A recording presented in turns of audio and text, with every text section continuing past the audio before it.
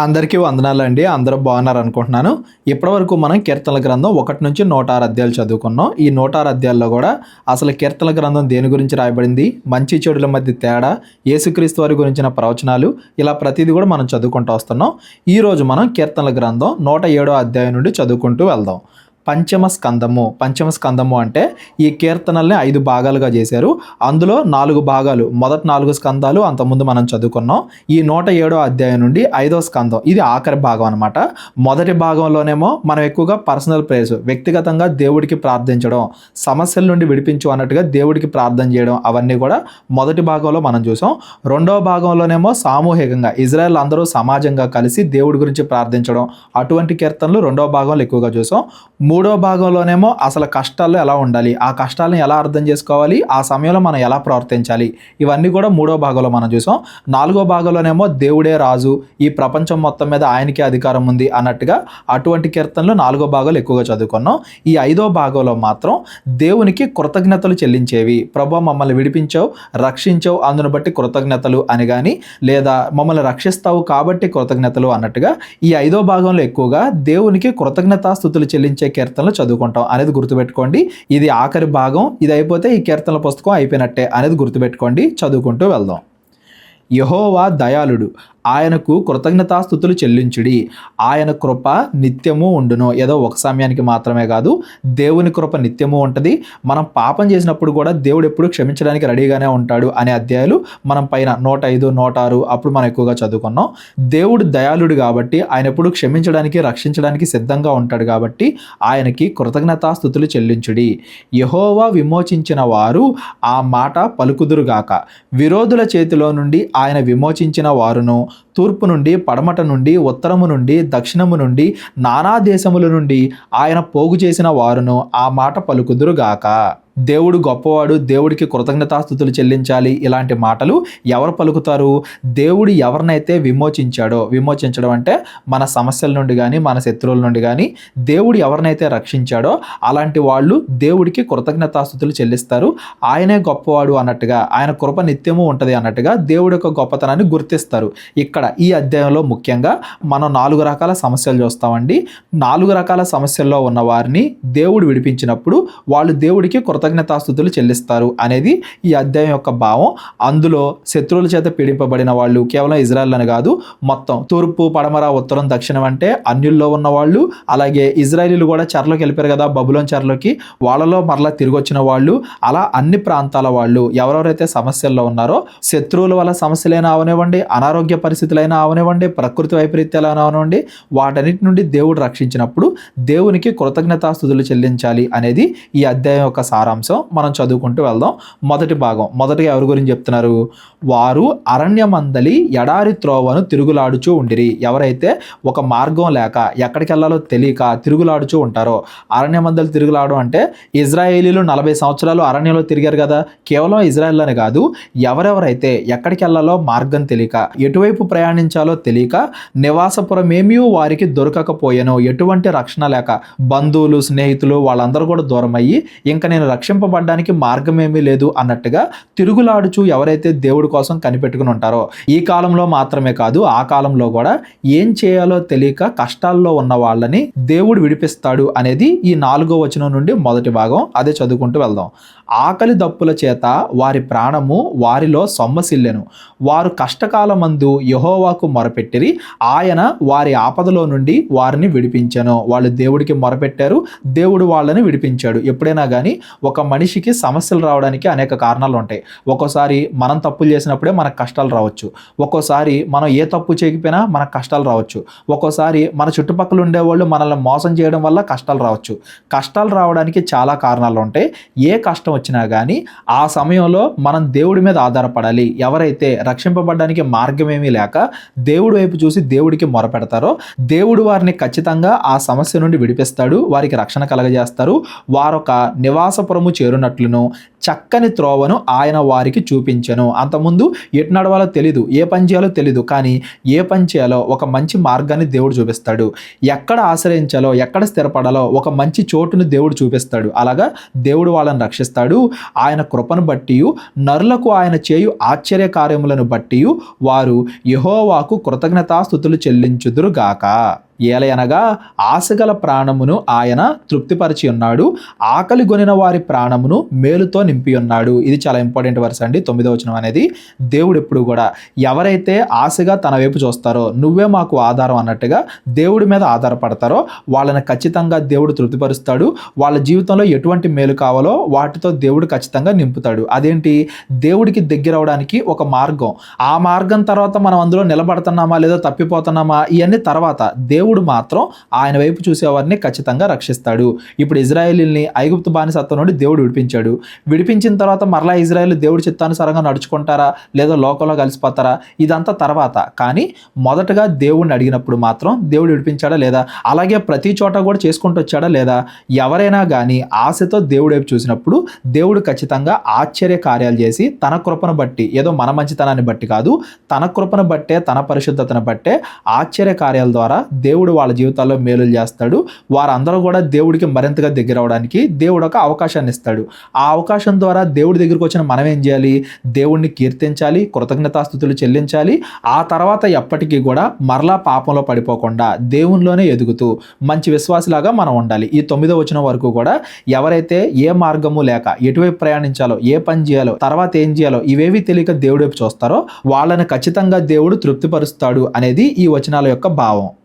దేవుని ఆజ్ఞకు లోబడక మహోన్నతుని తీర్మానమును తృణీకరించినందున బాధ చేతను ఇనప కట్ల చేతను బంధింపబడిన వారై చీకటిలోను మరణాంధకారములోను నివాసము చేయు వారి హృదయమును ఆయన ఆయాసము చేత కృంగజేశాను. ఈ 10వ వచనం నుండి 2వ భాగం. మొదటి భాగంలోనేమో ఏ దారి లేక దేవుడి వైపు చూసేవారి గురించి మనం మాట్లాడుకున్నాం. ఈ 2వ భాగంలోనేమో మనమే దేవుడి ఆజ్ఞకి లోబడకుండా ఏదైనా పాపం చేసినప్పుడు దేవుడు ఖచ్చితంగా ఏం చేస్తాడు? మన పాపం మనకి తెలియడానికి శ్రమ కలిగిస్తాడు. ఇనప కట్ల చేత చీకటిలో మరణాంధకారంలో అంటే దాని ఉద్దేశం ఏంటంటే దేవుడు శ్రమ కలిగిస్తాడు, మనల్ని కొంగ చేస్తాడు. వారు కూలి ఉండగా సహాయుడు లేకపోయాను, ఇంకెవరో కూడా మనకి సహాయం చేయలేరు. ఎందుకంటే ఆ శ్రమని దేవుడు రప్పించాడు కాబట్టి మరలా ఆ శ్రమని ఎవరు తీసేయాలి? దేవుడు మాత్రమే తీసేయాలి. అంతకుముందు కూడా నేను చాలాసార్లు చెప్పాను, కష్టాలు రావడానికి అనేక కారణాలు ఉంటాయి. ఒక్కోసారి మనం తప్పు చేసినప్పుడు వస్తాయి, ఒక్కోసారి మనం తప్పు చేయకుండా కూడా వస్తాయి, ఒక్కోసారి మన దగ్గర ఉండే వాళ్ళే బంధువులు, సహోదరులు, స్నేహితులు, ఒక్కోసారి మన దగ్గర ఉండే వాళ్ళ వల్లే సమస్యలు వస్తాయి. ఏదైనా కానీ ఇక్కడేంటి, ఈ 2వ భాగంలో మనం ఎవరి గురించి మాట్లాడుకుంటున్నాం? వాళ్ళే తప్పు చేసి వాళ్ళు చేసిన తప్పు మూలంగా కష్టాల్లోకి వెళ్ళిపోయిన వాళ్ళు, ఏ మార్గము లేక అలా కష్టాల్లోకి వెళ్ళిన తర్వాత దేవుడి గురించి తెలుసుకొని, అయ్యా మేము అంతకుముందు తప్పు చేసాం, అందుకే ఇప్పుడు ఈ కష్టాలు అనుభవిస్తున్నాం. కష్టకాలమందు వారు యెహోవాకు మొరపెట్టిరి. వాళ్ళు పశ్చాత్తాపడి దేవుడికి మొరపెట్టారు, దేవుడికి ప్రార్థన చేశారు. ఆయన వారి ఆపదలో నుండి వారిని విడిపించెను, వారి కట్లను తెంపివేసి చీకటిలో నుండి మరణాంధకారములో నుండి వారిని రప్పించెను. కట్లను తెంపివేసి అంటే ఆ పాపం, అంతకుముందు పాపం చేశామే అనే గిల్ట్, ఆ కష్టాలు వాటన్నిటిని కూడా దేవుడు తెంపివేసి అంటే వాటి నుండి విడిపించి చీకటిలో నుండి మరణాంధకారంలో నుండి అంటే ఆ బాధల్లో నుండి దేవుడు విడిపిస్తాడు. ఆత్మకైతే మరలా క్షమించి రక్షణ దయచేస్తాడు. శరీర ప్రకారంగా కూడా ఆ సమస్య నుండి దేవుడు విడిపిస్తాడు. పైన చదువుకున్న మాటే మరలా ఇక్కడ కనబడుతుంది చూడండి, వాళ్ళు యెహోవాకు మొరపెట్టారు, దేవుడు వాళ్ళని విడిపించాడు. ఈ మాట ఈ అధ్యాయంలో మనకి చాలాసార్లు కనబడిద్ది. పైన కూడా మనం చదువుకున్నాం. ఇక్కడైతే ఎవరైతే వాళ్ళు పాపం చేసి మరలా దేవుడికి దగ్గర అయ్యారో వాళ్ళని దేవుడు ఖచ్చితంగా రక్షిస్తాడు అనేది దీని యొక్క భావం. దేవుడు రక్షించిన తర్వాత ఏం చేయాలి? ఆయన కృపను బట్టి నరులకు ఆయన చేయు ఆశ్చర్య కార్యములను బట్టి వారు యెహోవాకు కృతజ్ఞతాస్తుతులు చెల్లించుదురు గాక. దేవుడికి కృతజ్ఞతలు చెల్లించాలి, మరలా పాపంలో పడిపోకుండా విశ్వాసంలో కొనసాగాలి. ఇది దీని యొక్క భావం. ఈ 2వ భాగంలోనేమో తప్పు చేసి శ్రమలు అనుభవించే వాళ్ళ గురించి మనం మాట్లాడుకున్నాం. మొదటి భాగంలోనేమో ఏ మార్గము లేక ఎటు ప్రయాణించాలో తెలియక కష్టాల్లో ఉన్న వాళ్ళ గురించి మొదటి భాగంలో మనం చదువుకున్నాం. ఇప్పుడు 3వ భాగం. ఏంటా 3వ భాగం? ఏలయనగా ఆయన ఇత్తడి తలుపులను పగలగొట్టి ఉన్నాడు, ఇనప గడియలను విరగొట్టి ఉన్నాడు. ఇత్తడి తలుపులు, ఇనప గడియలు అంటే కష్టాలని అలంకార రూపంగా చెబుతూ దేవుడు ఏ కష్టాలైనా అవనివ్వండి వాటిని విడిపించగల శక్తి గలవాడు. మనం మార్గం లేకుండా తిరుగులాడుచు ఉన్నా, పాపం చేసి దానివల్ల శ్రమ అనుభవిస్తున్నా దేవుడు ఏ కష్టం నుండైనా కానీ మనల్ని విడిపింపగలడు అనేది దాని భావం. బుద్ధిహీనులు తమ దుష్క్రియ చేతను తమ దోషము చేతను బాధ తెచ్చుకొందురు. ఈ 17వ వచనం నుండి మరలా దేవుడి చిత్తానుసారంగా కాకుండా తప్పు చేసి దోషము చేతను బాధ తెచ్చుకున్న వాళ్ళు అంటే శారీరకంగా ఏదైనా రోగం కానీ ఇబ్బంది కానీ అది తెచ్చుకున్న వాళ్ళు అందని అర్థం. పైన కూడా తప్పు చేసిన వాళ్ళు అనుభవించే శిక్షే, కాకపోతే అది శరీర ప్రకారంగా వచ్చే రోగం కాదు. ఇక్కడైతే వాళ్ళు చేసిన తప్పుకి శరీర ప్రకారంగా వాళ్ళు శిక్ష అనుభవిస్తున్నప్పుడు ఏదైనా రోగం కానీ అలాంటిది అనమాట. భోజన పదార్థములన్నీయు వారి ప్రాణమునకు అసహ్యమగును. వారు మరణ ద్వారములను సమీపించుదురు. ఇది తినకూడదు, అది తినకూడదు, ఏది తిన్నా కానీ ఆ రోగం పెరుగుద్ది అన్నట్టుగా వాళ్ళు ఇంకా మరణానికి దగ్గరవుతారు. రోగం అనేది పెరుగుతూ వెళ్ళిద్ది. కష్టకాలమందు వారు యెహోవాకు మొరపెట్టిరి, ఆయన వారి ఆపదల్లో నుండి వారిని విడిపించెను. మరలా వీళ్ళు కూడా ఏం చేశారు? దేవునికి మొరపెట్టారు. ప్రభు, మేము అంతకుముందు తప్పు చేశాము, బుద్ధిహీనంగా అంటే దేవుడి గురించి తెలియక వాళ్ళు తప్పు చేశారు. ఆ తర్వాత పశ్చాత్తాపడి దేవుడికి మొరపెట్టారు, ప్రార్థన చేశారు. ప్రార్థన చేసినప్పుడు దేవుడు ఏం చేశాడు? వారిని వారి ఆపదల్లో నుండి విడిపించాను. ప్రతిసారి కూడా చదువుకుంటున్నాను చూడండి ఇదే మాటని. ఆయన తన వాక్కును పంపి వారిని బాగు చేశాను. ఆయన వారు పడిన గుంటలో నుండి వారిని విడిపించాను. వారే పడ్డారు ఆ గుంటలో తప్పు చేసి, అయినా కానీ వారిని దేవుడు విడిపించాడు. ఎందుకంటే వాళ్ళు దేవుడి మీద ఆధారపడి దేవునికి మొరపెట్టారు కాబట్టి. తన వాక్కును పంపి అంటే దేవుడు తన మాట ద్వారా ఏదైనా చేయగలడు. అంతకుముందు ఆ బాధ తెచ్చింది కూడా ఆయనే, ఇప్పుడు మరలా దాని నుండి విడిపిస్తుంది కూడా ఆయనే అని దాని అర్థం. మరి రక్షించిన తర్వాత ఏం చేయాలి? ఆయన కృపను బట్టి నరులకు ఆయన చేయు ఆశ్చర్య కార్యములను బట్టి వారు యెహోవాకు కృతజ్ఞతాస్తుతులు చెల్లించుదురుగాక, వారు కృతజ్ఞతార్పణలు చెల్లించుదురుగాక, ఉత్సాహ ధ్వనితో ఆయన కార్యములు ప్రకటించుదురుగాక. మనం మొదటగా దేవునికి కృతజ్ఞతాస్తుతులు చెల్లించాలి, ఆ తర్వాత దేవుడి గురించి ప్రకటించాలి, ఎప్పటికప్పుడు దేవునిలో బలపడాలి, మరలా పాపంలో పడిపోకుండా ఆ విశ్వాసాన్ని అలా కంటిన్యూ చేయాలి అనేది దీని యొక్క భావం. మొదట్లోనేమో ఏ దారి లేక ఏం చేయాలో తెలియక కష్టాలు పడుతున్న వాళ్ళు, రెండో దాంట్లోనేమో వాళ్ళు చేసిన పాపం నుండి శ్రమలు కొని తెచ్చుకున్న వాళ్ళు, మూడో దాంట్లోనేమో వాళ్ళు చేసిన పాపం నుండి శారీరక బాధ ఏదైనా రోగం కానీ అలాంటిది కొని తెచ్చుకున్న వాళ్ళు, ఎవరైనా కానీ ఏ రకంగా అయినా కానీ వాళ్ళు కష్టాల్లో ఉన్నప్పుడు దేవుడికి వాళ్ళు ప్రార్థన చేశారు కాబట్టి, మార్పు చెందిన హృదయంతో మొరపెట్టారు కాబట్టి దేవుడు వాళ్ళని విడిపించాడు. విడిపించిన తర్వాత మనం దేవుడికి కృతజ్ఞతాస్తుతులు చెల్లించాలి, మరలా ఇంకోసారి పాపలో పడిపోకుండా దేవునిలో బలపడాలి, ఆయన గురించి వేరే వాళ్ళకు కూడా ప్రకటన చేయాలి. ఓడలెక్కి సముద్ర ప్రయాణము చేయువారు, మహాజలముల మీద సంచరించుచు వ్యాపారము చేయువారు యెహోవా కార్యములను, సముద్రములో ఆయన చేయు అద్భుతములను చూసిరి. ఇక్కడ అద్భుతములు అంటే అదేదో కేవలం మంచి విషయాలని మాత్రమే కాదండి. ఈ 23వ వచనం ఏంటంటే 4వ భాగం, ప్రకృతి వైపరీత్యాల ద్వారా ఎవరైతే బాధపడుతున్నారో వాళ్ళందరి గురించి ఇక్కడ చెప్పబడుతుంది. మొదటగా ఓడల్లో ప్రయాణం చేసేవాళ్ళు, వాళ్ళు సముద్రం మీద ప్రయాణం చేస్తున్నప్పుడు తుఫానో బాగా ఎక్కువ వర్షమో అలాంటిది వచ్చినప్పుడు, ఇలాంటి కష్టాలు వచ్చినప్పుడు వాళ్ళు దేవుడి మీద ఆధారపడుతున్నారు అనేది 4వ భాగం. ఆయన సెలవీయగా తుఫాను పుట్టెను, అది దాని తరంగములను పైకెత్తెను, వారు ఆకాశం వరకు ఎక్కుచు అగాధమునకు దిగుచూ ఉండిరి, శ్రమ చేత వారి ప్రాణము కుంగిపోయెను. ఆకాశానికి ఎక్కుతూ అగాధానికి దిగుతూ అంటే అలంకార రూపంగా వాళ్ళు సముద్రంలో ఆ అలల పైన ఆ తుఫాన్లో అంతగా బాధపడుతున్నారు అనే దాన్ని వివరిస్తున్నారు. కేవలం తుఫాన్లు అని మాత్రమే కాదండి, ఈ కాలంలో కూడా ప్రకృతి వైపరీత్యాలు చాలా జరుగుతూ ఉంటాయి కదా.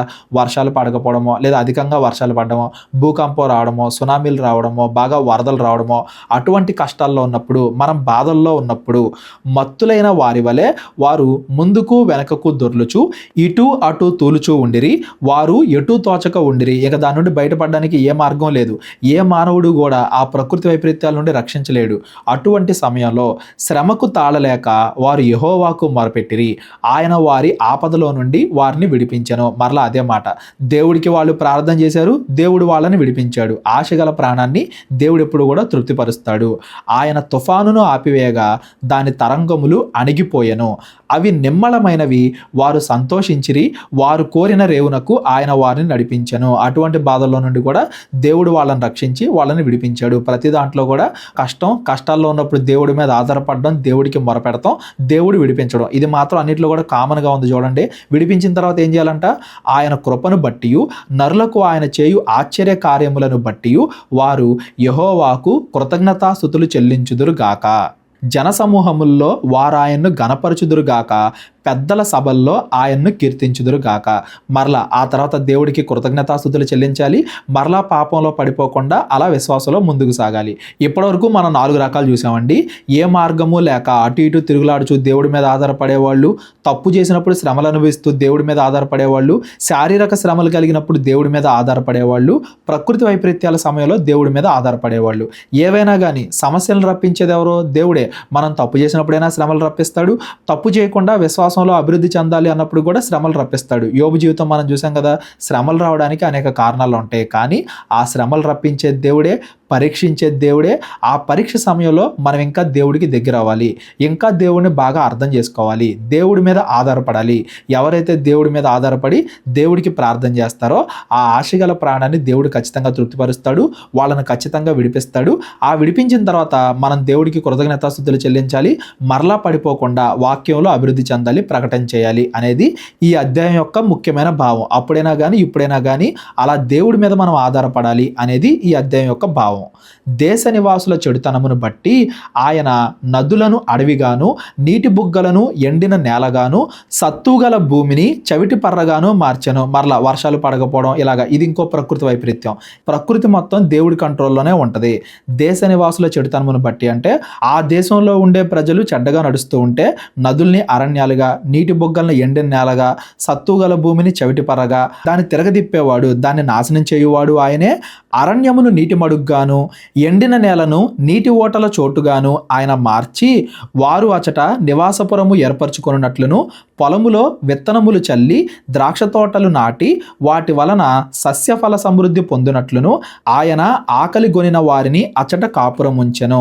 పైనేమో మంచిగా ఉన్నదాన్ని ఆయన పాడు చేయగలడు అని చదువుకున్నాం, కిందేమో పాడైపోయిన దాన్ని బాగు చేయగలవాడు కూడా ఆయనే అనేది మరలా ఇక్కడ చెప్పబడుతుంది. అంటే దేవుడి కంట్రోల్లో ఉంటుంది ప్రకృతి. మనం ఆయన మీద ఆధారపడినప్పుడు దేవుడు మనకు కావాల్సింది మనకు చేస్తాడు. మనం పాపాలు చేస్తూ ఉండేటప్పుడు మన తప్పులు మనకు తెలియడానికి దేవుడు అలాగా శిక్షిస్తూ ఉంటాడు. ఏదైనా కానీ దేవుడి చేతుల్లోనే ఉంటుంది. మరియు ఆయన వారిని ఆశీర్వదింపగా వారు అధికముగా సంతానాభివృద్ధి పొందిరి.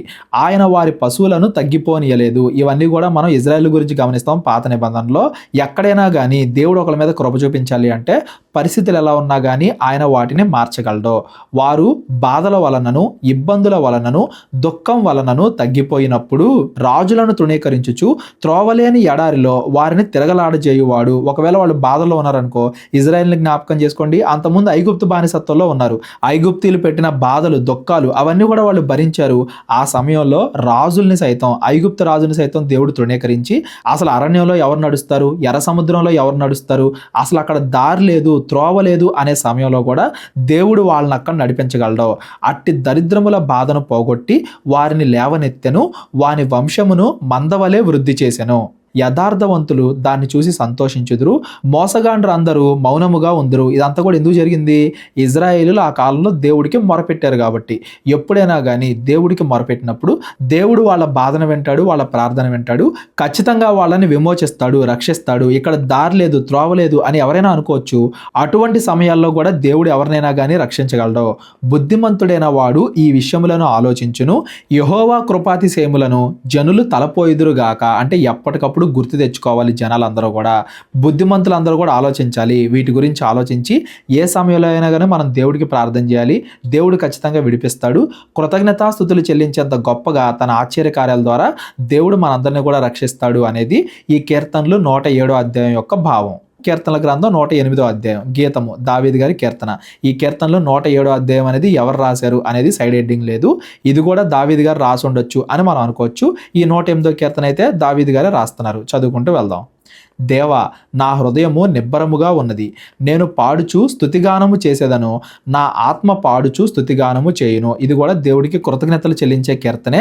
ఈ 5వ భాగంలో ఎక్కువగా దేవుడికి కృతజ్ఞతలు చెల్లించే కీర్తనలు చదువుకుంటాం అని ముందే చెప్పుకున్నాం కదా. ఈ కీర్తనలో 108వ అధ్యాయం ఏంటంటే అంతకుముందు మనం ఆల్రెడీ చదువుకున్నట్టుగానే ఉంటుంది. ఎందుకంటే కీర్తనల గ్రంథం 57వ అధ్యాయం కానీ 60వ అధ్యాయం కానీ అవి కూడా దావీదు గారు రాసిన కీర్తనలే. అక్కడుండే కీర్తనలోని కొన్ని వచనాలని మరలా ఈ కీర్తనలో 57లో ఉన్న వాటిని కొన్ని, 60లో ఉన్న వాటిని కొన్ని తీసుకుని ఈ కీర్తనలు 108వ అధ్యాయంగా దావీదు గారు రాశారు అని దాని అర్థం. అంతకుముందు రాసిన కీర్తనల్ని పదే పదే జ్ఞాపకం చేసుకుంటూ ప్రస్తుత సమయానికి తగ్గట్టుగా కొద్దిగా వాటిని మారుస్తూ అలాగా దేవుణ్ణి కీర్తించడం అనేది ఈ కీర్తనల గ్రంథంలో ఇప్పటికే మనం అనేక సార్లు చూసాం. ఈ 108వ కీర్తన కూడా అలాంటిదే అనేది గమనించండి. అందుకే చదువుకుంటూ వెళ్ళేటప్పుడు ఇవన్నీ కూడా మనం ఆల్రెడీ అంతకుముందు చదువుకున్నాం కదా అన్నట్టుగా మనకు అనిపిస్తే ఆ 57, 60 ఆ అధ్యాయాల్లో చదువుకున్నాం, వివరించుకున్నాం అనేది మీరు గుర్తుపెట్టుకోండి. స్వరమండలమా, సితారా మేలుకొనుడి, నేను వేకువనే లేచెదను. పొద్దున్నే లేచి నేను దేవుడికి ప్రార్థన చేస్తాను. జనముల మధ్య నీకు కృతజ్ఞతాస్తుతులు చెల్లించెదను. ప్రజల్లో నిన్ను కీర్తించెదను. నిన్ను కీర్తిస్తాను. కేవలం ఒంటరిగా మాత్రమే కాదు, అందరి ముందు నీకు కృతజ్ఞతలు చెల్లిస్తాను. అంతకుముందు నువ్వు ఏమేం చేశావో అవన్నీ కూడా నేను వివరిస్తాను. యెహోవా, నీ కృప ఆకాశము కంటే ఎత్తైనది, నీ సత్యము మేఘములంత ఎత్తుగా ఉన్నది. భూమికిను ఆకాశానికి ఎంత దూరంగా ఉంటుందో దేవుడి యొక్క లక్షణాలకే మనుషుల లక్షణాలకి అంత దూరం ఉంటుంది. దేవుడు ఎప్పుడు కూడా మన మీద కృప చూపిస్తూనే ఉంటాడు. దేవుడు ఎప్పుడు కూడా సత్యంగానే ప్రవర్తిస్తూ ఉంటాడు. మనం ఎలా ఉన్నా కానీ దేవుడు మాత్రం ఒకేలా ఉంటాడు. నిన్న నేడు నిరంతరం ఆయన మారడు. దేవా, ఆకాశము కంటే అత్యున్నతుడిగా నిన్ను నీవు కనబరుచుకొనుము. నీ ప్రభావము సర్వభూమి మీద కనబడనిమ్ము. నీ ప్రియులు విమోచింపబడినట్లు నీ కుడి చేతితో నన్ను రక్షించి నాకు ఉత్తరమిమ్ము. దావీదు గారు కృతజ్ఞతాస్తుతులు చెల్లిస్తున్నారంటే ప్రస్తుతానికి ఏ బాధలు లేవు అని మాత్రం కాదు, అంతకుముందు కీర్తనలో కూడా మనం చాలాసార్లు చదువుకున్నాం. ఇప్పుడున్న బాధల నుండి రక్షించు అన్నట్టుగా ప్రార్థన చేస్తున్నాడు. అంతకుముందు చేసిన వాటిని గుర్తెచ్చుకొని కృతజ్ఞతాస్తుతులు చెల్లిస్తున్నాడు అని దాని అర్థం. అంటే ఇది మన జీవితాంతం ఉండాల్సింది. దేవుడు ఇప్పటిదాకా రక్షించిన దాన్ని బట్టి కృతజ్ఞతలు, ఇప్పుడున్న సమస్యల నుండి కూడా విడిపించాలి అన్నట్టుగా ప్రార్థన, రెండూ ఉండాలి మన జీవితంలో అనేది దీని యొక్క అర్థం. ఒక పక్కన దేవుణ్ణి కీర్తిస్తూనే ఇంకో పక్కన నాకు రక్షణ కలగజేయి, నన్ను రక్షించు అన్నట్టుగా, ఈ శ్రమలు దూరం చేయ అన్నట్టుగా ప్రార్థన కూడా చేస్తున్నారు దావీదు గారు అని దాని అర్థం. తన పరిశుద్ధత తోడు అని దేవుడు మాట ఇచ్చి ఉన్నాడు. నేను ప్రహర్షించెదను, షెకెమును పంచిపెట్టెదను, సుక్కోతు లోయను కొలిపించెదను. గిలాదు నాది, మనష్షే నాది, ఎఫ్రాయిము నాకు శిరస్త్రాణము, యూదా నా రాజదండము. ఇవి అంతకుముందు కూడా మనం చదువుకున్నాం, అంతకుముందు కూడా వివరించుకున్నాం. ఇజ్రాయెల్లో ముఖ్యమైన పట్టణాలన్నీ కూడా జ్ఞాపకం చేసుకుని అవన్నీ కూడా దేవుడి ఆధీనంలోనే ఉన్నవి. దేవుడు ఏదైతే చేయాలనుకుంటున్నాడో అదే జరుగుతుంది. అందరూ కూడా దేవుడి మీదే ఆధారపడాలి. యూదా నా రాజదండము అంటే యూదాలో నుండి కదా దావీదు గారు, దావీదు ద్వారా రాబోయే మెస్సయ్య యేసుక్రీస్తు వారి గురించిన వాగ్దానం ఇవన్నీ కూడా ఉన్నాయి. అలాగా దాన్ని ఇక్కడ మరలా జ్ఞాపకం చేసుకుంటున్నారు అని దాని అర్థం. ఈ కీర్తనలు అన్నీ కూడా మన అంతకుముందు చదువుకున్న కీర్తనలు, ఈరోజు చదువుకున్న కీర్తనలు అన్నీ కూడా యేసుక్రీస్తులో పరిపూర్ణం అవుతున్నాయి అనేది మనం మొదటి నుండి కూడా మాట్లాడుకుంటానే వస్తున్నాం.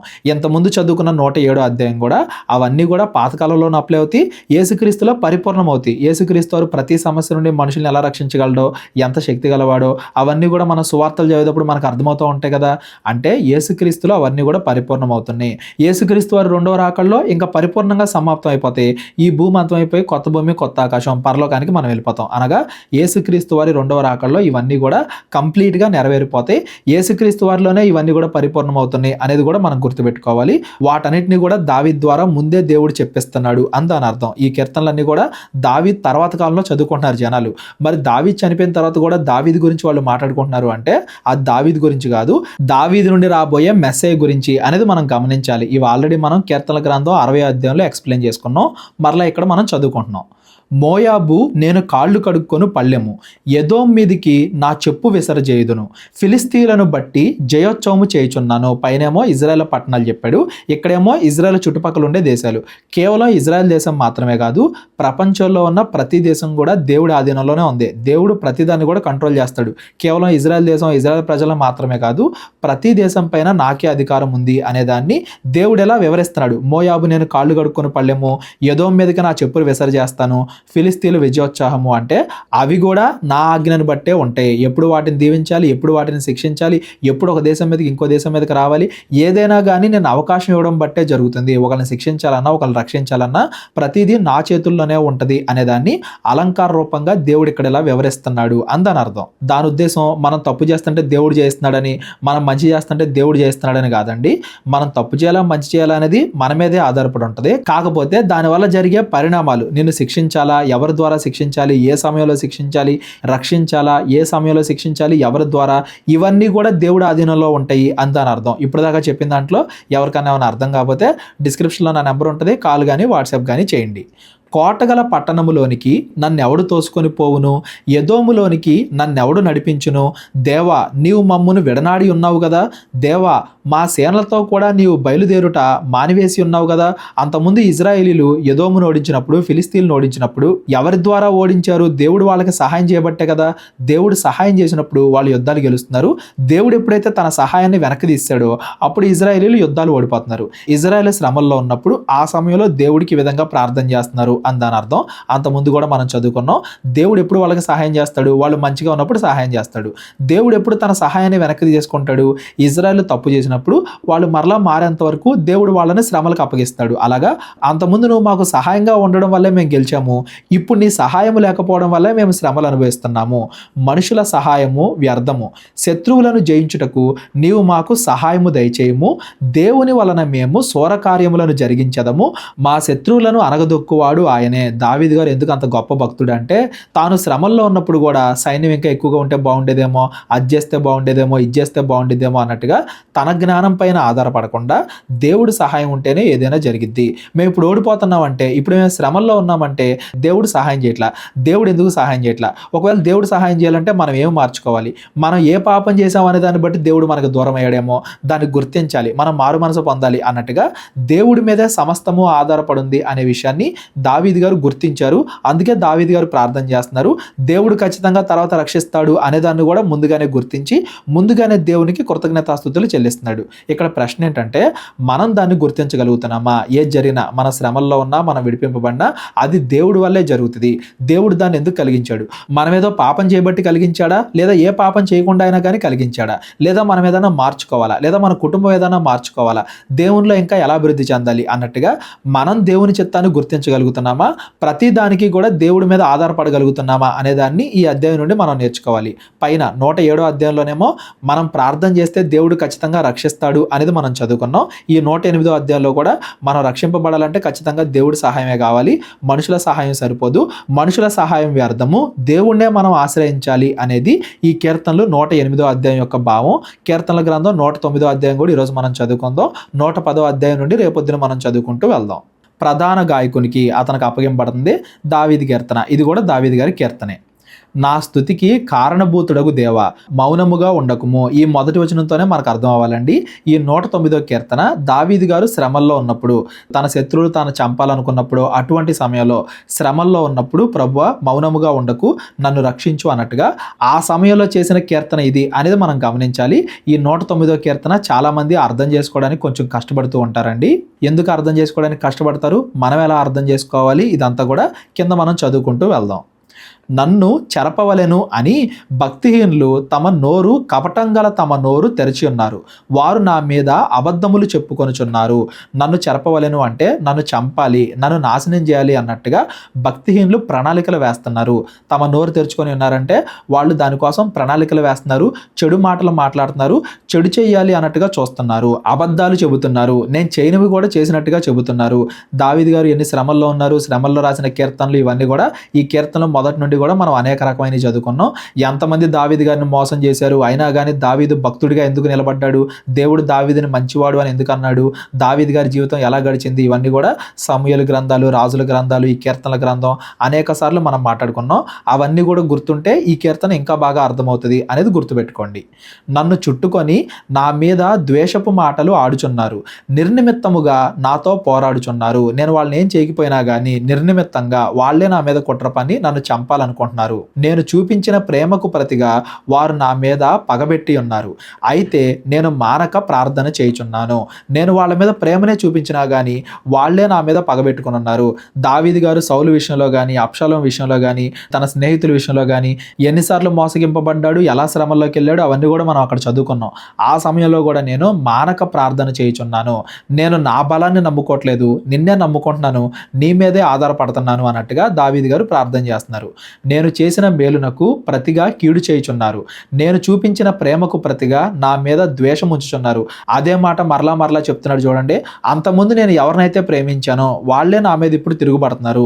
వాని మీద భక్తిహీనుని అధికారిగా ఉంచుము, అపవాది వాని కుడి పక్కన నిలుచునుగాక. ఈ 6వ వచనం నుండే చాలా మంది అర్థం చేసుకోవడానికి కష్టపడుతూ ఉంటారండి. నా శత్రువులకి తీర్పు తీర్చు అన్నట్టుగా ఇక్కడ నుండి దావీదు గారు ప్రార్థన చేస్తూ ఉంటారు.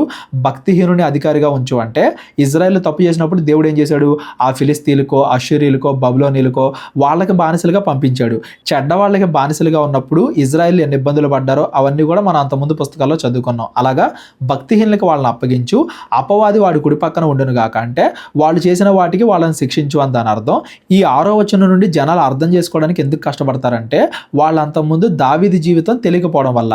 అసలు దావీదు గారు ఎలా బ్రతికారు, ఆ సమూయేలు గ్రంథాలు అవన్నీ కూడా మనం చదివితే ఈ వచనాలన్నీ కూడా మనకి ఈజీగా అర్థమవుతాయి. దావీదు గారు ఎప్పుడు కూడా తన శత్రువుల మీద తానే పగ తీర్చుకోవాలా. చంపే అవకాశం వచ్చినా కానీ సౌలుని చంపలేదు, చంపే అవకాశం వచ్చినా కానీ ఎవరిని చంపలేదు. తీర్పు అనేది దేవుడికే వదిలిపెట్టాడు. తన శత్రువుల గురించి ప్రార్థన చేస్తున్నాడు.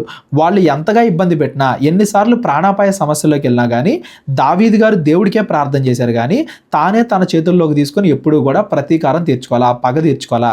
ఈ అధ్యాయాన్ని బట్టి మనం పగ తీర్చుకోవాలనో ప్రతీకారం తీర్చుకోవాలనో నేర్చుకోకూడదు. మనం ఎప్పుడు కూడా దేవుడికి వదిలేయాలి. మనం ఎప్పుడు కూడా మన చేతుల్లోకి తీసుకోకూడదు న్యాయాన్ని, తీర్పుని దేవుడికి వదిలేయాలి. దేవుడా నువ్వే శిక్షించు అన్నట్టుగా దేవుడికే మనం ప్రార్థన చేయాలి. మనమైతే అవకాశం వచ్చినప్పుడు వాళ్ళని క్షమించాలే కానీ మనమే శిక్షించకూడదు అనేది కూడా కొత్త నిబంధనలో యేసుక్రీస్తు వారి మాటలను బట్టి మనం గమనించాలి. పాత నిబంధనలో ఉన్న దావీదు గారి జీవితాన్ని బట్టి కూడా మనం గమనించాలి. వాడు విమర్శలోనికి తేబడినప్పుడు దోషి అని తీర్పునందును గాక, వాడి ప్రార్థన పాపమగును గాక, వాని జీవిత దినములు కొద్దివగును గాక, వాని ఉద్యోగము వేరొకటి తీసుకొను గాక. దావీదు గారు ఏదో శపిస్తున్నట్టుగా మనకు కనబడుతుంది కానీ నిజానికి దావీదు గారేమీ తన సొంత మాటలు పలకట్లా. అంతకుముందు దేవుడే ద్వితీయోపదేశ కాండంలో మనం చదువుకున్నాం కదా, 27, 28 ఆ 2 అధ్యాయాలు మనం చదువుకుంటే తప్పు చేసిన వాళ్ళకి దేవుడు ఏ శిక్షలు విధిస్తాడు అనేది దేవుడు ముందుగానే చెప్పాడు. ఆ దేవుడు చెప్పిన మాటలనే ఇక్కడ దావీదు గారు మరలా జ్ఞాపకం చేసుకుంటున్నారు. ప్రభువా తప్పు చేసిన వాళ్ళకి ఇలా చేస్తావు అని నువ్వు ముందే చెప్పావు కదా, ఇప్పుడు వీళ్ళందరూ కూడా తప్పు చేస్తున్నారు, నన్ను చంపాలని చూస్తున్నారు, వీళ్ళకి నువ్వే తీర్పు తీర్చు అన్నట్టుగా దేవుడికే అప్పగిస్తున్నాడు కానీ తన శత్రువులపైన తానే తిరుగుబాటు చేయట్లేదు. వాళ్ళని తిడతామో కొడతామో చంపడం అన్నట్టుగా దావీదు గారు తానే తీర్పుని తన చేతుల్లోకి తీసుకోవట్లేదు, దేవుడికే అప్పగిస్తూ ప్రభువా నువ్వు ఇలా చేస్తాను అని ముందే చెప్పావు కదా, నువ్వే తీర్పు తీర్చు, నువ్వే నీ చేతుల్లోకి తీసుకో అన్నట్టుగా దేవుడికే అప్పగిస్తున్నాడు అనేది మనం గమనించాలి. ఇదే వచనాన్ని కొత్త నిబంధనలో ఇస్కరియోతు యోధాకు కూడా వర్తిస్తారు. అపోస్తుల గారులు మనం చదివితే ఇదే మాట ఇస్కరియోతు యోధా జీవితంలో నెరవేరిద్ది. ఎవరైనా కానీ చెడ్డవాళ్ళు ఉన్నప్పుడు వాళ్ళకి ఎటువంటి గతి పట్టిద్ది అనేది దేవుడు ముందుగానే చెప్పిస్తున్నాడు. ఇది ఇస్కరియోతు జీవితంలో నెరవేరింది. కేవలం ఇస్కరియోతు యోధా మాత్రమే కాదు, ఎవరెవరైతే తప్పు చేస్తారో చెడ్డ కార్యాలు చేస్తారో వాళ్ళందరి జీవితాల్లో ఇవి నెరవేరుతాయి అనేది మనం గమనించాలి. ఏమవుద్ది వాళ్ళ జీవితంలో, వాళ్ళ జీవిత దినాలు కొద్దిగా అయిపోతాయి, వాళ్ళ ఉద్యోగం వేరే వాళ్ళు తీసుకుంటారు, వాని బిడ్డలు తండ్రి లేని వారు అగుదురు, వాని భార్య విధవరాలగును గాక, వాని బిడ్డలు దేశ దిమ్మరులే భిక్షమెత్తుదురు గాక, పాటుపడిన తమ ఇండ్లకు దూరముగా జీవనం వెతుకుదురు గాక. ఇవన్నీ కూడా దేవుడు చేస్తాడు. చెడ్డవారికి దేవుడు అలా తీర్పు తీరుస్తాడు అని దాని అర్థం. అంతేగాని దావీదు గారే తన శత్రువుల మీద పగ తీర్చుకుంటారని కాదు. మనం కూడా మన శత్రువుల మీద మనమే పగ తీర్చుకోకూడదు. తిడతామో కొడతామో చంపడం అలా మనం చేయకూడదు. తీర్పు అనేది దేవుడికి వదిలేయాలి. ఈ మాటలన్నీ దావీదు గారు ఏమీ అక్షరానుసారంగా పాటించలా. ఇప్పుడు సౌలు ఉన్నాడు, సౌలు యొక్క కుమారుల్ని దావీదు రక్షించాడు లేదా? తమ శత్రువుల కుమారుల్ని కూడా దావీదు రక్షించాడు, వాళ్ళ గురించి కూడా ప్రార్థన చేశాడు. ఇక్కడ చెప్పే మాటలన్నీ కూడా అక్షరానుసారంగా మనమేదో పగ తీర్చుకోవాలని కాదు, తీర్పు దేవుడికి వదిలిపెట్టేయాలి. ఎవరైతే తప్పులు చేస్తారో వాళ్ళకి ఇటువంటి గతి దేవుడే తీసుకొస్తాడు, దేవుడే వాళ్ళకి ఇలా తీర్పు తీరుస్తాడు అని దాని అర్థం. వాని ఆస్తి అంతయు అప్పుల వారు ఆక్రమించుకొందురు గాక, వాని కష్టార్జితము పరులు దోచుకొందురు గాక, వానికి కృపచూపు వారు లేకపోదురు గాక, తండ్రి లేని వాని బిడ్డలకు దయచూపు వారు ఉండకపోదురు గాక, వాని వంశము నిర్మూలము చేయబడును గాక, వచ్చుతరమందు వాని పేరు మాసిపోవును గాక, వాని పితరుల దోషము యెహోవా జ్ఞాపకములో ఉంచుకొనును గాక, వాని తల్లి పాపము తుడుపు పెట్టబడక ఉండును గాక. దేవుడు వాళ్ళ పాపాలను క్షమించకుండా వాళ్ళకి తీర్పు తీరుస్తాడు అని దాని అర్థం. మనం ఇటువంటి పరిస్థితుల్లో పడిపోకుండా ఉండాలంటే మనం తప్పు చేయకుండా ఉండాలి. మనం అంతకుముందు దావీదు గారి కీర్తనలో కూడా చదువుకున్నాం, దేవుడు చూస్తున్నాడు, దేవుడు తీర్పు తీరుస్తాడన్న భయం లేకుండా చెడ్డవాళ్ళు ఎలా పాపం చేస్తారు, ఇంకా ఎలా పాపాలు చేస్తారు, వ్యభిచారాలు, నరహత్యలు అన్నట్టుగా ఆ పాపాల్లో ఎలా కూరుకుపోతారు, ఇవన్నీ కూడా మనం చదువుకున్నాం. మనం దేవుడి చేత క్షమింపబడాలి అంటే మనం మారు మనసు పొందాలి. ఇంకోసారి పాపం చేయను అని దేవుడి దగ్గర పశ్చాత్తాపడాలి. అప్పుడు మాత్రమే మనం క్షమింపబడతాం. కేవలం పాపం మాత్రమే చేస్తూ ఉండే వాళ్ళని దేవుడు ఖచ్చితంగా శిక్షిస్తాడు, ఖచ్చితంగా వాళ్ళ మీదకి తీర్పు తీసుకొస్తాడు. దేవుడు అందరినీ క్షమించడు. ఎవరైతే పశ్చాత్తాపడతారో వాళ్ళను మాత్రమే దేవుడు క్షమిస్తాడు. ఆయన వారి జ్ఞాపకమును భూమి మీద నుండి కొట్టివేయునట్లు ఆ పాపములు నిత్యము యెహోవా సన్నిధిని కనబడుచుండును గాక. ఎప్పుడు కూడా దేవుడు వాళ్ళ పాపాలను చూస్తూనే ఉంటాడు, వాళ్ళకి తీర్పు తీరుస్తాడు. ఏలనగా కృపచూపవలెను అన్న మాట మరచి శ్రమనొందిన వానిని, దరిద్రుణ్ణి, నలిగిన హృదయము గలవాన్ని చంపవలెను అని వాడు అతన్ని తరిమెను. ఎవరైతే వేరే వాళ్ళని చంపాలని చూస్తారో, నరహత్య చేయాలి అన్నట్టుగా చూస్తారో, నరహత్యలు చేస్తారో, అత్యాచారాలు చేస్తారో, శపించుట వానికి ప్రీతి గనుక అది వాని మీదకి వచ్చి ఉన్నది. దీవెన యందు వానికి ఇష్టము లేదు గనుక అది వానికి దూరమాయను. వేరే వాళ్ళని వాళ్ళు చంపాలనుకున్నారు కాబట్టి, శపించాలనుకున్నారు కాబట్టి అదే చావు, అదే శాపం వాళ్ళ మీదకి వచ్చింది. వాళ్ళు వేరే వాళ్ళ మీద దయ చూపట్లేదు కాబట్టి దేవుడు వాళ్ళ మీద కూడా దయ చూపడు అనేది ఈ వచనాల యొక్క భావం. మనం పాపం చేయకుండా ఉంటేనే వీటన్నిటి నుండి మనం తప్పించుకోగలం. ఎవరైనా కానీ పాపం చేస్తున్నారంటే దేవుడు వాళ్ళని ఎంతగా శిక్షిస్తాడు అనేది వాళ్ళు గుర్తుపెట్టుకోవాలి. దానికి భయపడి పాపం చేయకుండా ఉండాలి. ఇవన్నీ కూడా నరకం అనే దాంతో పరిపూర్ణం అవుతాయి. భూమి మీద కొంతకాలమే ఉంటాయేమో కానీ నరకం అనే దాంట్లో పరిపూర్ణంగా ఈ బాధలన్నీ కూడా వాళ్ళు అనుభవిస్తారు కాబట్టి, శాశ్వతంగా నరకంలో ఉంటారు కాబట్టి మనం అలా తప్పు చేయకుండా ఉండాలి అనేది మనం గుర్తుపెట్టుకోవాలి. దావీదు గారు కూడా ఇక్కడ తానే పగ తీర్చుకోవట్లేదు కానీ దేవుడికి అప్పగిస్తున్నాడు. దేవుడా నువ్వే తీర్పు తీర్చు, నువ్వే వాళ్ళకి శిక్ష విధించు అన్నట్టుగా దేవుడికి అప్పగిస్తున్నాడు అనే విషయాన్ని కూడా మనం గుర్తుపెట్టుకోవాలి. తాను పైబట్ట వేసుకున్నట్లు వాడు శాపము ధరించెను, అది నీళ్ల వలె వాని కడుపులో జొచ్చి ఉన్నది, తైలం వలె వాళ్ళ ఎముకల్లో చేరి ఉన్నది. వాళ్ళ శరీరం నిండా కూడా వేరే వాళ్ళని నాశనం చేయాలి అన్నట్టుగా ఆలోచనలతోనే వాళ్ళు నిండి ఉంటారు. తాను కప్పుకొని వస్త్రం వలెను, తాను నిత్యము కట్టుకొని నడికట్టు వలెను అది వాన్ని వదలకుండును గాక. వేరే వాళ్ళను వాళ్ళు నాశనం చేయాలని చూశారు కాబట్టి వాళ్ళ జీవితమే నాశనం అయిపోద్ది అని దావీదు గారు ఇక్కడ హెచ్చరిస్తున్నారు. నా విరోధులకు, నా ప్రాణమునకు విరోధముగా మాట్లాడు వారికిని ఇదే యెహోవా వలన కలుగు ప్రతీకారము. ఈ మాట గమనించాలండి. ఇది నేను చేస్తాను అనట్లా, ఇది యెహోవా వలన కలుగు ప్రతీకారము అంటున్నాడు. అంటే దేవుడే తీర్పు తీరుస్తాడు అని దాని అర్థం. ఒకవేళ నిజంగా ఎవరైనా మారు మనసు పొందారనుకోండి, దేవుడే వాళ్ళని క్షమిస్తాడు.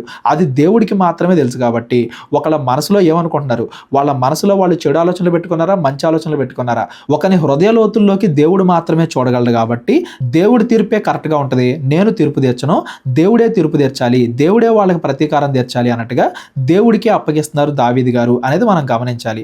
దావీదు గారు తన జీవితంలో తన శత్రువులను విడిచిపెట్టడం, వాళ్ళ గురించి కూడా ప్రార్థన చేయడం, వాళ్ళ యొక్క కుమారుల గురించి జాగ్రత్త తీసుకోవడం, చంపే అవకాశం వచ్చినా కానీ తన శత్రువులను చంపకుండా వదిలిపెడతాం, ఇవన్నీ కూడా దావీదు గారి జీవితం నుండి మనం నేర్చుకోవాలి. తనను చంపాలి అని ఎదురు చూసిన వాళ్ళ గురించి కూడా దావీదు గారు దేవుడికి ఎలా ప్రార్థన చేస్తున్నారో, మనల్ని చంపాలి, మనల్ని నాశనం చేయాలి, మన కుటుంబాన్ని నాశనం చేయాలి అన్నట్టుగా ఎవరైతే ఆలోచిస్తున్నారో వాళ్ళందరి యొక్క గతిని కూడా మనం దేవుడికి అప్పగించాలి. దేవుడా నువ్వే వాళ్ళకి తీర్పు తీర్చు, నువ్వే వాళ్ళకి ప్రతిఫలం ఇవ్వు, నువ్వే వాళ్ళని శిక్షించు అన్నట్టుగా మన తీర్పుని, మన వ్యాజ్యాన్ని మనం దేవుడి దగ్గరే పెట్టాలి, మనమే శిక్షించకూడదు అనేది కూడా ఈ అధ్యాయం నుండి మనం మరి ముఖ్యంగా గమనించాలి. ఇప్పుడు దాకా చదివిన దాంట్లో ఎవరికైనా ఏమైనా సందేహాలు ఉంటే డిస్క్రిప్షన్లో నా నెంబర్ ఉంటుంది, కాల్ కానీ వాట్సాప్ కానీ చేయండి.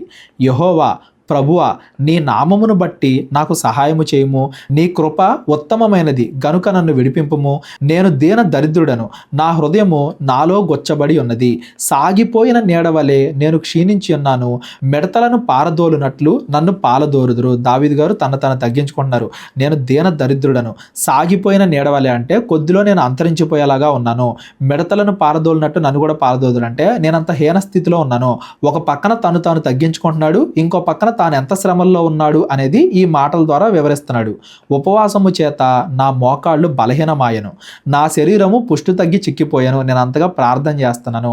107 అధ్యాయం 108 అధ్యాయం అక్కడ మనం ఏం చదువుకున్నాం, ఆశగల ప్రాణం, దేవుడి మీదే ఆశ పెట్టుకొని ప్రార్థన చేసే వాళ్ళని దేవుడు ఖచ్చితంగా రక్షిస్తాడు, వాళ్ళ ప్రార్థన వింటాడని మనం చదువుకున్నాం కదా. అటువంటి సమయాల్లో దావీదు గారు అంతగా దేవుడి మీద ఆధారపడుతున్నాడు, దేవుడికే ప్రార్థన చేస్తున్నాడు. ఉపవాసంతో కూడిన ప్రార్థన. వారి నిందలకు నేను ఆస్పదుడనైతిని, వారు నన్ను చూచి తమ తలలు ఊచెదరు. ఇటువంటి పదాలు అంత ముందు కూడా మనం చదువుకున్నాం. నన్ను చూసి తల తిప్పుకుంటారు, నన్ను వెక్కిరిస్తారు, నిందిస్తారు. యెహోవా నా దేవా, ఇది నీ చేత జరిగినది అనియు, యెహోవావైన నీవే దీన్ని చేసితివి అనియు వారికి తెలియనట్లు నాకు సహాయము చేయుము, నీ కృపను బట్టి నన్ను రక్షింపుము. ఇదంతా కూడా నువ్వే చేస్తున్నావు. వాళ్ళకు కొంతకాలం అవకాశం ఇచ్చింది నువ్వే, కొంతకాలం నేను శ్రమలు పడటానికి అవకాశం ఇచ్చింది నువ్వే. అయితే ఇదే శాశ్వతం కాదు, నువ్వు నా తోడు ఉన్నావు, తప్పు చేసిన వాళ్ళకి శిక్ష విధిస్తావు, మంచి చేసిన వాళ్ళని రక్షిస్తావు అన్నట్టుగా నీ యొక్క లక్షణాలు తెలిసేలాగా నీ యొక్క కృప నా మీద ఉంచు, నన్ను రక్షించు, వాళ్ళందరికీ కూడా బుద్ధి కలిగేలాగా చెయ్యి అన్నట్టుగా దావీదు గారు ప్రార్థన చేస్తున్నారు. వారు శపించుచున్నారు గాని నీవు దీవించుదువు, వారు లేచి అవమానం పొందెదరు గాని నీ సేవకుడు సంతోషించును. నువ్వు తలకిందులు చేస్తావు ఈ పరిస్థితిని. ఇప్పుడు నేను బాధపడుతున్నాను, రేపొద్దున వాళ్ళు అవమానపడతారు, నేను సంతోషించేలాగా నువ్వు దాన్ని చేస్తావు. వాళ్ళ మీదకే శాపం వచ్చి నువ్వు నన్ను దీవించినప్పుడు వాళ్ళు తెలుసుకుంటారు, వాళ్ళు చేసిన తప్పు వాళ్ళు తెలుసుకుంటారు అన్నట్టుగా దావీదు గారు ఇక్కడ కూడా చెబుతున్నారు. ఈ మాటలన్నీ కూడా క్రీస్తు రెండవ రాకడలో పరిపూర్ణమవుతాయి. ఇప్పుడు మనం ఎన్ని కష్టాలు పడ్డా యేసుక్రీస్తు వారి రెండవ రాకడలో మనం మంచిగా నడుచుకున్నామా లేదా అనేది బయలుపరిద్ది. ఎవరైతే తప్పులు చేశారో వాళ్ళందరి క్రియలు బయటపడతాయి. దేవుడు అందరి ముందు తీర్పు తీరుస్తాడు. అందరి ముందు మంచి వాళ్ళను గొప్ప సింహాసనం మీద కూర్చోబెడతాడు, చెడ్డ వాళ్ళ నరకానికి పంపిస్తాడు. అప్పుడు అన్ని క్రియలు కూడా బయటపడతాయి. ఈ లోకంలో మన స్థితి ఎలా ఉన్నా కానీ మన హృదయం మంచిగా ఉంటే మాత్రం దేవుడు మనల్ని ఖచ్చితంగా గొప్ప చేస్తాడు. అందరికీ కూడా తెలియజేస్తాడు మనకి తోడుగా దేవుడు ఉన్నాడు అన్నట్టుగా. అంత గొప్పగా మనల్ని హెచ్చిస్తాడు ఒకనొక రోజున అని దాని అర్థం. నా విరోధులు అవమానమును ధరించుకొందురు గాక, తమ సిగ్గునే నిలువుటంగీ వలె కప్పుకొందురు గాక. నా నోటితో నేను యెహోవాకు కృతజ్ఞతలు మెండుగా చెల్లించెదను, అనేకుల మధ్యను నేను ఆయన్ని స్తుతించెదను. నేను అంతగా దేవుడికి కృతజ్ఞతలు చెల్లించేలాగా, అంత గొప్పగా దేవుడిని స్తుతించేలాగా దేవుడు నాకు రక్షణ కలగజేస్తాడు, నా శత్రువులకి దేవుడే తీర్పు తీరుస్తాడు అన్నట్టుగా పరిపూర్ణంగా దావీదు దేవుడి మీద నమ్మకాన్ని కలిగి ఉన్నాడు అని దాని అర్థం. దరిద్రుని ప్రాణమును విమర్శకు లోబరుచు వారి చేతిలో నుండి అతన్ని రక్షించుటకై యెహోవా అతని కుడిపక్కన నిలుచున్నాడు. ఎవరైతే చెడ్డవాళ్ళు ఉంటారో వాళ్ళకి తీర్పు తీరుస్తాడు, మంచి వాళ్ళని రక్షిస్తాడు. మంచి వాళ్ళ పక్కనే ఎప్పుడు దేవుడు ఉంటాడు. అందును బట్టి దేవునికి కృతజ్ఞతాస్తుతులు చెల్లించండి అనేది ఈ కీర్తనలు 109వ అధ్యాయం యొక్క భావం. ఇవన్నీ కూడా పరిపూర్ణంగా మహావిమర్శ రాకడ సమయంలో నెరవేరుతాయి అనేది కూడా మనం గుర్తుపెట్టుకోవాలి. ఈ కీర్తనలో చదువుకున్న ప్రతిదీ కూడా యేసుక్రీస్తు వారి జీవితంలో నెరవేరుతుంది అనేది మనం గమనించాలి. కీర్తనలు 107వ అధ్యాయంలోనేమో మనం రకరకాల శ్రమల్లో ఉన్నప్పుడు దేవుడికి మొరపెడితే దేవుడు మనల్ని రక్షిస్తాడు అనేది మనం నేర్చుకున్నాం. కీర్తనలు 108వ అధ్యాయంలోనేమో ఈ లోకం మొత్తం మీద దేవుడికి అధికారం ఉంది, దేవుడే మనల్ని రక్షిస్తాడు, మనం ప్రార్థన చేసినప్పుడు మనుషుల సహాయం వ్యర్థము, దేవుడే రక్షిస్తాడు అని చదువుకున్నాం. 109వ అధ్యాయంలోనేమో చెడ్డ వాళ్ళకి దేవుడే తీర్పు తీరుస్తాడు, తీర్పు తీర్చు అన్నట్టుగా దావీదు గారు ప్రార్థన చేశారు. మంచి వాళ్ళకి రక్షణ, చెడ్డ వాళ్ళకి తీర్పు దేవుడే దయచేస్తాడు అనేది కూడా ఈ 109వ అధ్యాయంలో మనం చదువుకున్నాం.